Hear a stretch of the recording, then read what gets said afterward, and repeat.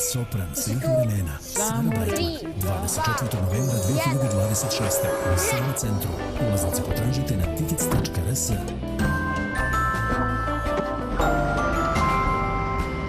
Jesi tu?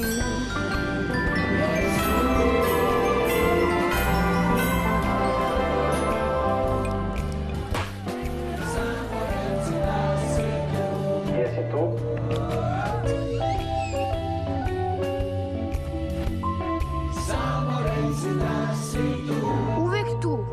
MTS, tvoj svet.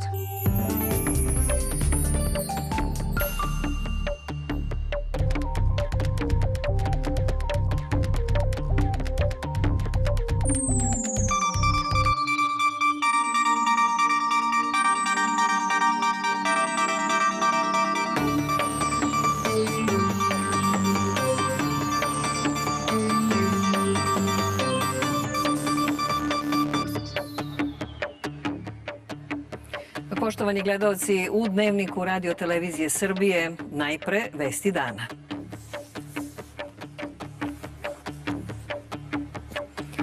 Porukama mira i običajima pravoslavni vernici slave Badnji dan i čekaju najradosniji hrišćanski praznik. Pozivamo sve da prevaziđemo podele, da zagrlimo jedni druge, da pružimo ruku jedni drugima.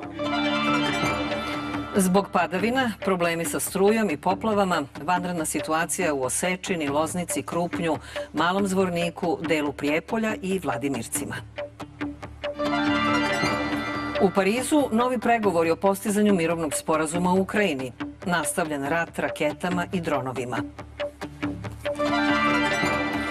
Policija uhapsila jednu osobu, zaplenila eksplozivne naprave, puškomitraljez, snajpersku pušku, 5 automatskih pušaka, radiostanice, maske. Sve više onih kojima je grip pokvario praznike. Najefikasnija prevencija – vakcinacija, kažu lekari. Sutra ledena kiša i intenzivne snežne padavine i do 15 cm novog snega. Temperatura od -4 do 11 stepeni na jugu. Pravoslavni vernici obeležavaju Badnji dan, liturgijama u hramovima i porodičnim okupljanjem za posnom trpezom pred najradosniji hrišćanski praznik Božić, kojim se proslavlja rođenje Isusa Hrista. Badnje veče je simbol mira i iščekujuće radosti. Večeras je ispred hramova organizovano paljenje badnjaka.